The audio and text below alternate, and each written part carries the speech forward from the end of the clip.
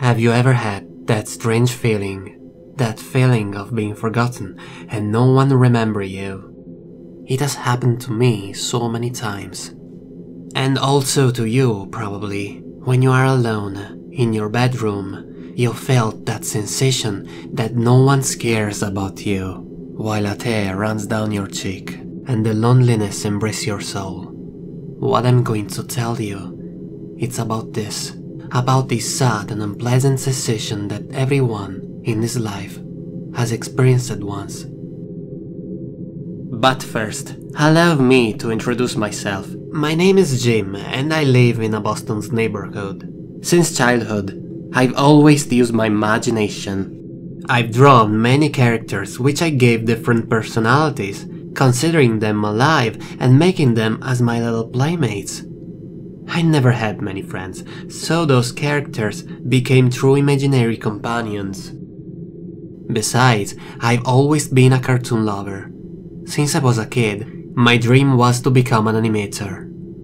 After obtaining a certificate, I started an humble experience as an indie animator, working principally in the field of commercials and multimedia materials on recreational and informative use.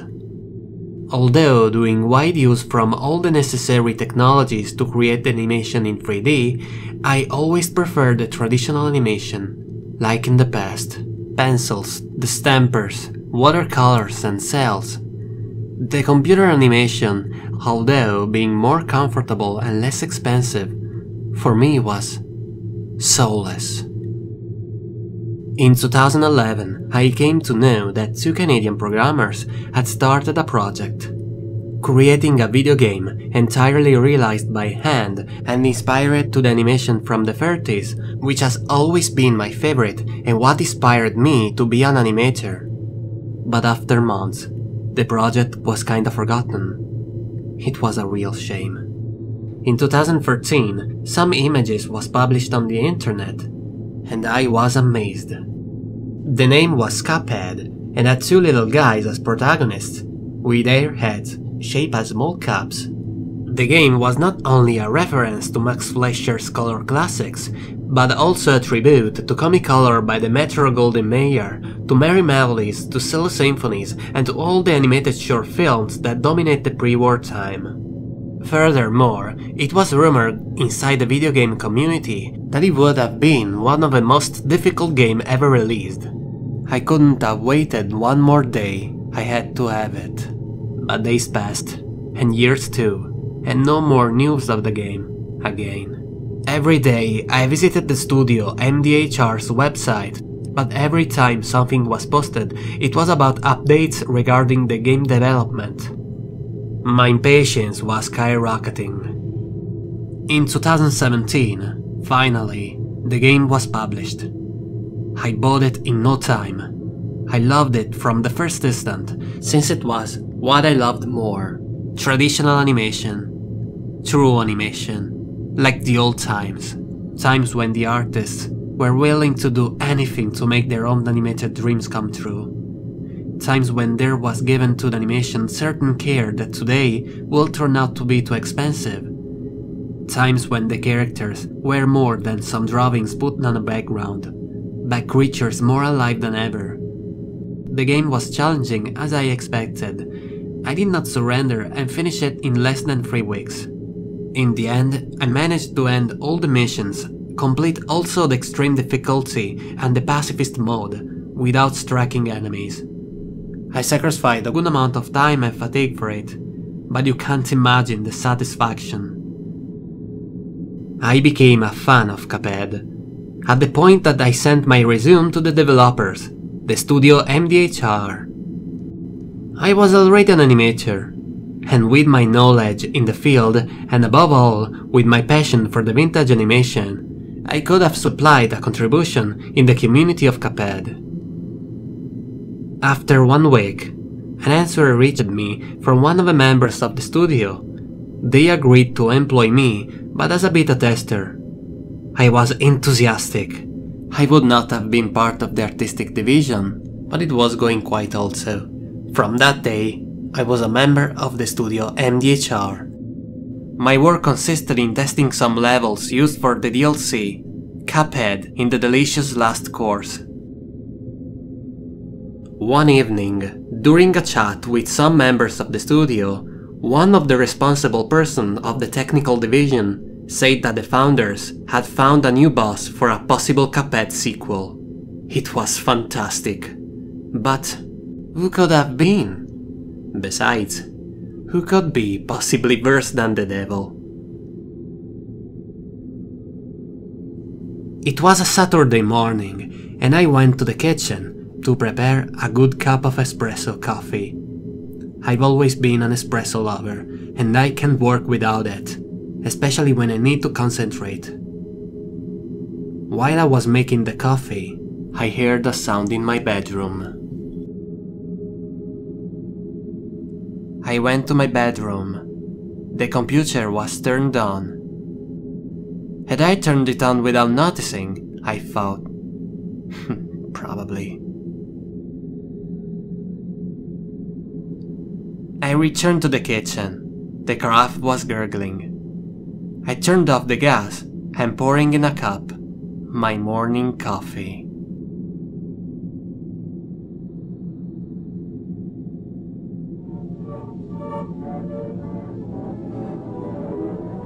Suddenly, I heard a strange tune coming from my computer. I returned again in front of the computer with the coffee cup in my hand. I noticed with astonishment that my computer has started Cuphead without my intervention. I approached the screen.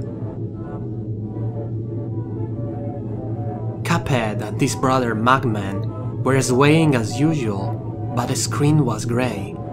Have I left the black and white mode activated? Weird. One other thing that caught me was the audio. It wasn't the opening theme. Seemed more like a distorted old tune, as if it had been recorded in a broken vinyl. I pressed enter.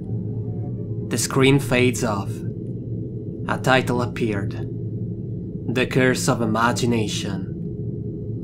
What was that mean? Was it a new level? I don't remember to have done a test from this kind of level. In any case, my job was testing the betas. Then I had to begin. I started in a kind of landscape that looked like the first level run and gun, but an unusual detail worried me. It was empty. Nobody else to be seen, and not even the music playing. The colors of the background were dark. Besides, I noticed that Cuphead was shaking. I found myself in front of a signal with a black question mark on it. Whatever has been beyond the sign was a mystery. I passed the signal. The screen darkened. Over there, waiting on the side of the screen, there was a character that I had never seen in Cuphead and not even in beta levels. But in that instant, I had the uncomfortable feeling of already knowing him. He was the typical 30s cartoon character, like Flip the Frog, Bosco, the most well-known Mickey Mouse. In fact, except for the blue shoes and the grey shirt and pants he was wearing, he was practically identical to them. As opposed to the head, he didn't have ears, but a mass of dark tentacles. Besides, I noticed on the shirt a black question mark, just like the sign that leads me there. The new character didn't make a move, neither for attacking me. He was just standing there and moving up and down while he was smiling. As a first impression, he didn't seem a boss to me, but not even a serious threat.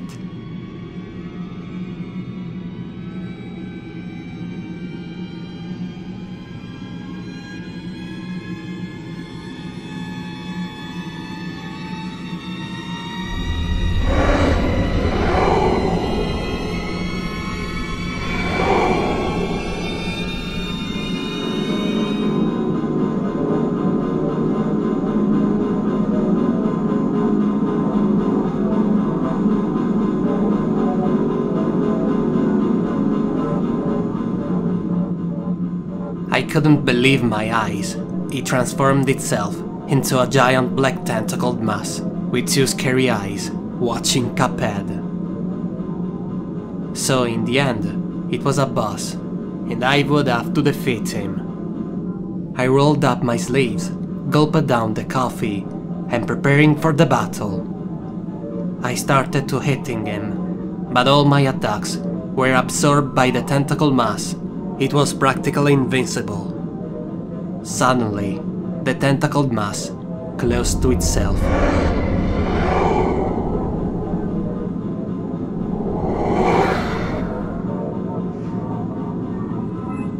After turning into a question mark, he transformed into Guppy Le Grande, but his eyes were black and empty. He began to jump and hit me at an impressive speed. He doesn't follow logic, but he deflected his jump in mid-air, just when I had to jump to evade him. After losing the last life, I lost the game. The ghost of Cuphead flew away and the boss's dialogue appeared, showing you what point have you reached and whether you wanted to continue or leave. He was watching me while smiling. It was written, "You're the right one." I was the right one. For what? I tried again. As soon as I approached the boss, it turned into the monstrous creature. His tentacles waving and his eyes staring at Cuphead. This time, it transformed itself into the boss Mutato. Even this boss didn't have the eyes, just like he were dead. He began to attack me, spitting dirt balls that I could never avoid, and I died immediately. He said, "I'm an outer god." An outer god? What's an outer god? This time, he turned into Keynine Carnation, the boss from Floral Fury. The eyes, why were so empty? What did it mean? He's immediately transformed into its final form and filled the ground with spiny roots.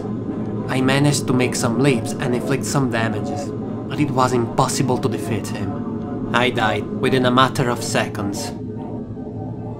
He said, "I am as ancient as the cosmos itself." Strange.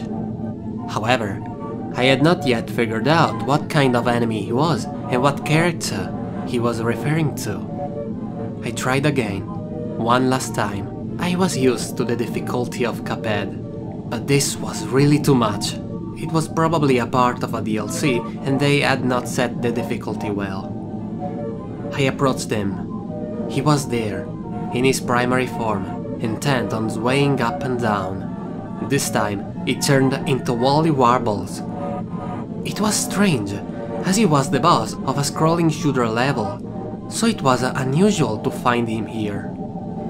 He started spitting out the eggs in a burst and tried to avoid them. I shot him as fast as I could.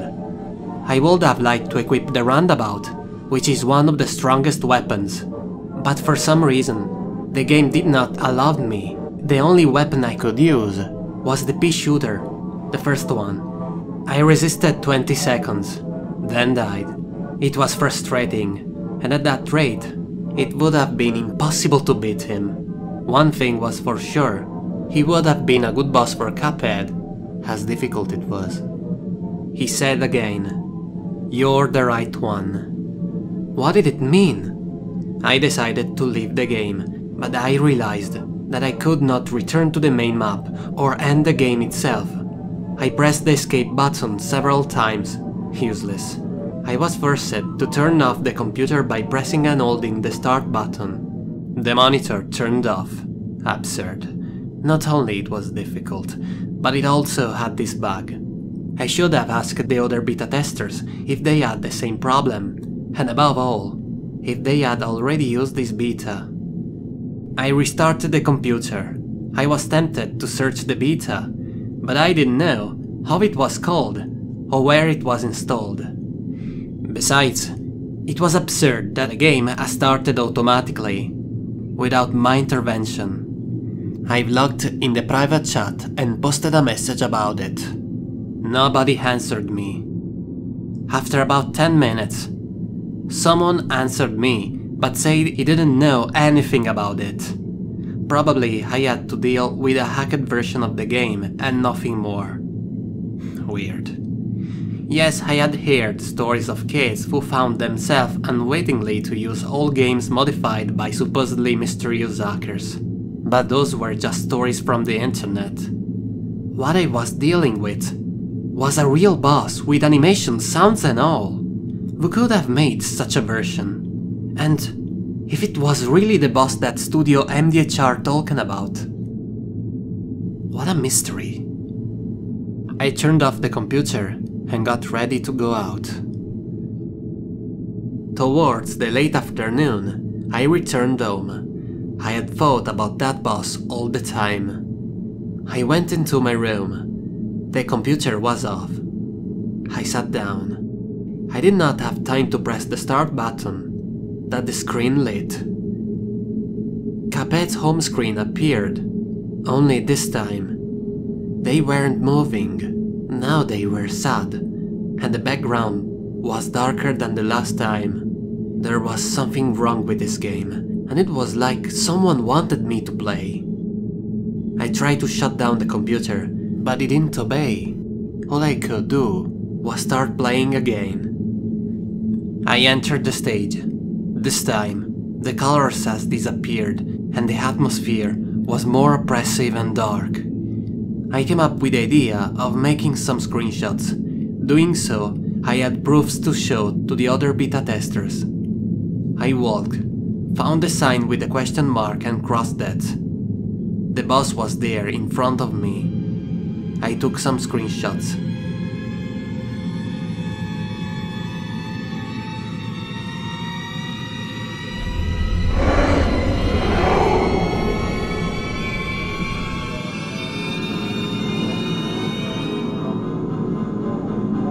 Before it transformed itself, he said, "They are all inside me."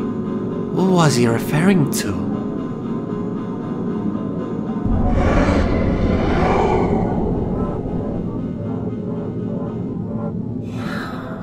This time it turned into Rumor Honeybottom. He began to throw me the magic spheres. I tried to avoid them while I was shooting wildly with my only weapon available. After inflicting several damages, I've defeated him.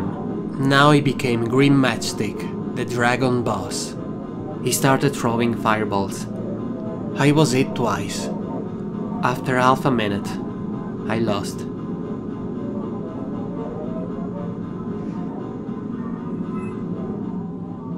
Weird. I immediately understood that he was referring to computers. Being a cartoon character of the pre-war time, he obviously found the computer of our day fascinating, even though they weren't able to serve coffee. But the curious thing was that he too spoke with a slang typical of the 30s. A cup of joe was an old popular term referring to coffee in a cup. I restarted. This time it turned into the carrot boss. I started to shooting him as much as I could. I managed to defeat him in a couple of minutes. Subsequently, the boss turned into Hildaberg. I took 2 screenshots. All the bosses used their moves, but they were sped up and programmed chaotically. You could not have foreseen an attack because they alternated them with other intermittent or variable intensity attacks and then deal damage with another type of attack. This made the game not only ultra hard, but impossible. I could have never beat them. In fact, after a few seconds, I lost the game. I was exhausted. I could never have done it.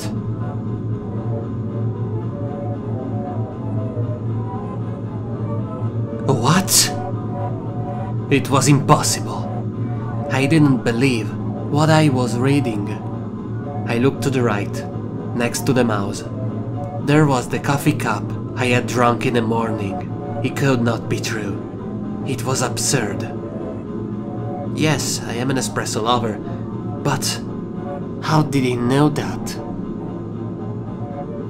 I stood there, petrified for several seconds. Trying to leave the game wouldn't have worked, so I turned off the computer manually. I stood there, in front of the empty screen. Then turned it back on. What if the game started? Instead, luckily, I could normally log in with my account. I waited a minute. Then, when looking for screenshots, I found them in a desktop, in a folder with no name. I looked inside the folder. Some images were blurred, while others only represented a white question mark. Only one image depicted something clear. It was an old picture portraying an old mansion. Initially, I didn't recognize it. Then, I remembered that I've already seen it in an old book of abandoned manors. And this building was situated in Prescott, in the middle of the Hampshire. I was so confused. I turned off the computer. I rubbed my forehead. All this was absurd. But I had to shed light on the matter. I decided that the next day I would go and look for that abandoned house, and being in Hampshire, it would take about 1 hour. I began to prepare the backpack with everything needed for the trip.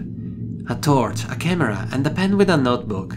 It would have helped me if I had to note down useful information. Without forgetting the mobile phone with a charger and various documents for the trip. I closed my backpack. I felt a weird tingling all over my body. I had this strange feeling that something sinister was waiting for me at my arrival. It was late. I got ready for the night and went to bed. After a couple of hours, I fell asleep.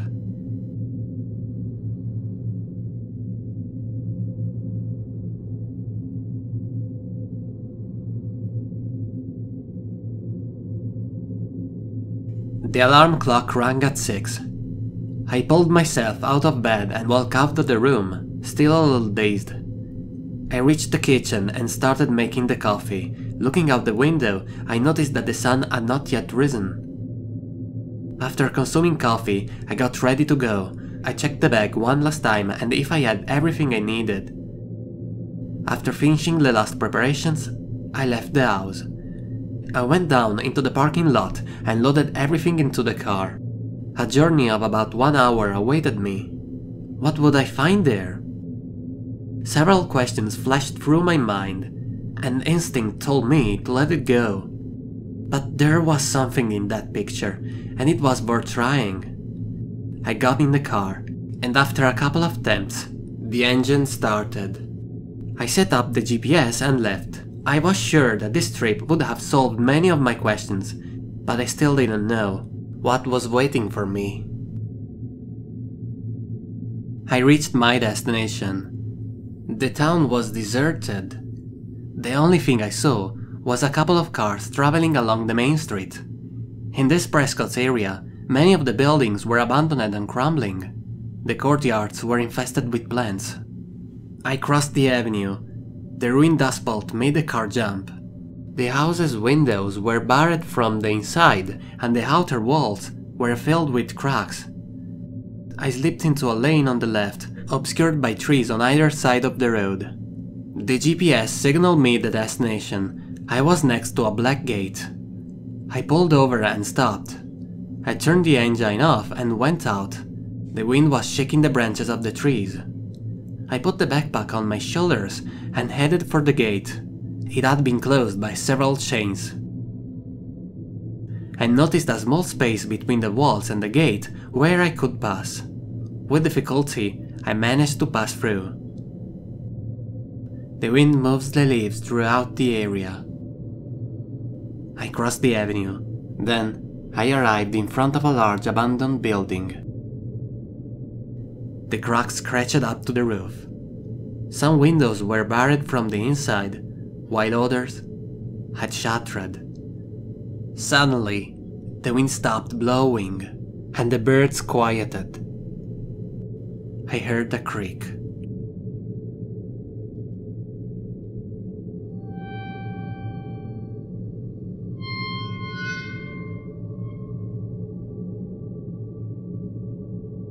I approached the building.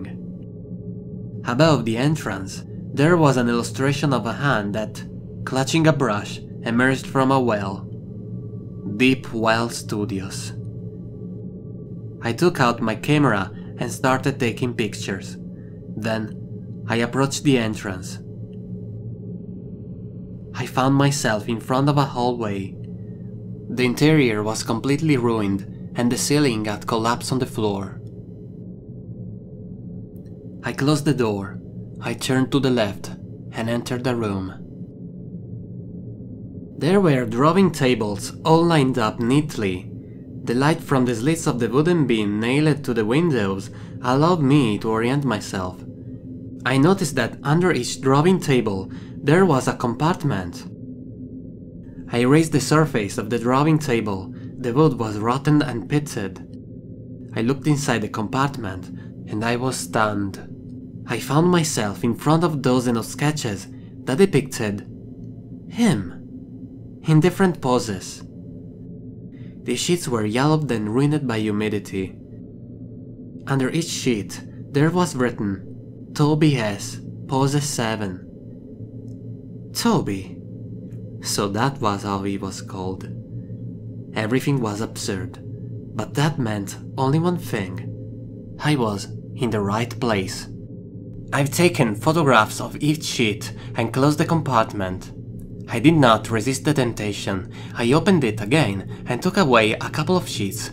Probably no one would care, since they had been there for who knows how long. I was surprised that after so many time, the content of the sheets were still visible. I closed the compartment again and checked into the other drawing desks. There were the same drawings, some still visible and others ruined and blurred. There were also bottles of ink and cigar packs, but the contents were totally rotten and there were only a few remains left of the cigars. The ink bottles, however, still seemed intact, but the labels were yellowed and unreadable. I closed the desk and left the room. I looked around. My steps re-echoed throughout the building. I turned right. I found myself in a kind of recording studio. Initially, I thought I was in an antique musical salon. It was full of instruments and all kinds of horns, percussions, and even 2 upright pianos. Also, hanging on the walls, there were a multitude of metal objects. I approached the piano and beat a couple of keys. The strings scratched and the piano made a sinister and disharmonious sound.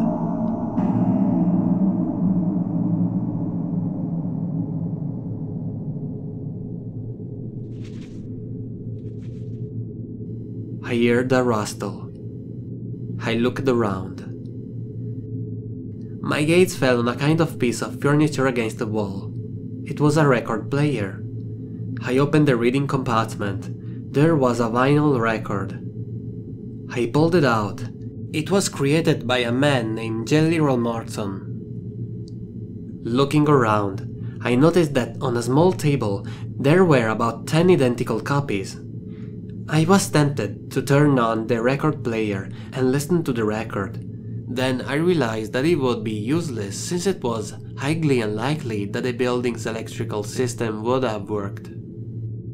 I left the room and crossed the corridors. I approached the door. I was in a sort of library. Unlike the other rooms, this had been rummaged from top to bottom.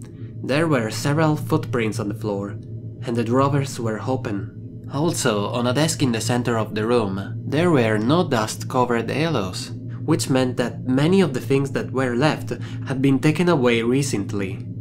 Behind the desk, there was a large trunk. The lock had been forced and was resting on the ground. I opened the trunk, but it was completely empty. Anyone who opened it had probably taken away something important. I noticed a small hidden room behind a bookcase. I entered it. The window illuminating a dusty drawing table in front of me. Above the table, there was another drawing of the strange cartoon character. What was the meaning of this?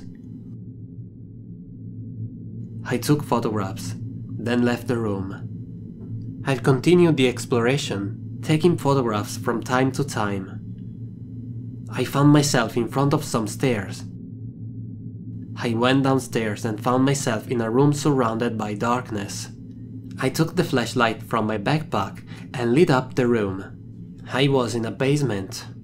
On the sides of the room, there were many containers containing 16mm reels used during the 20s by the film industries. Also, there were several shelves filled with inks, paper, tools, and various solvents. I looked around, lighting and scouring every corner of the room. I raised the flashlight and found myself in front of an entrance dug into the wall. I went inside. The cobwebs covered the walls. I found myself in a cave. The rock walls rose up to the ceiling, covered with limestone stalactites that resembled jaws. I took a step forward, then lit up the floor, but the light was not reflected. Then I backed away, and I realized that I was facing a huge hole. I increased the intensity of the torch and tried to illuminate the bottom of the well, but despite having set the device to maximum power, still couldn't illuminate the bottom. I tried to lean out, taking care not to fall.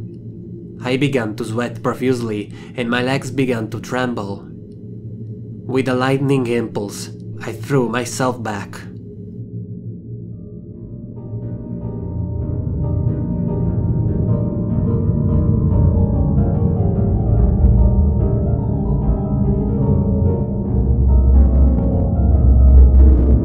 I felt my muscles paralyzed.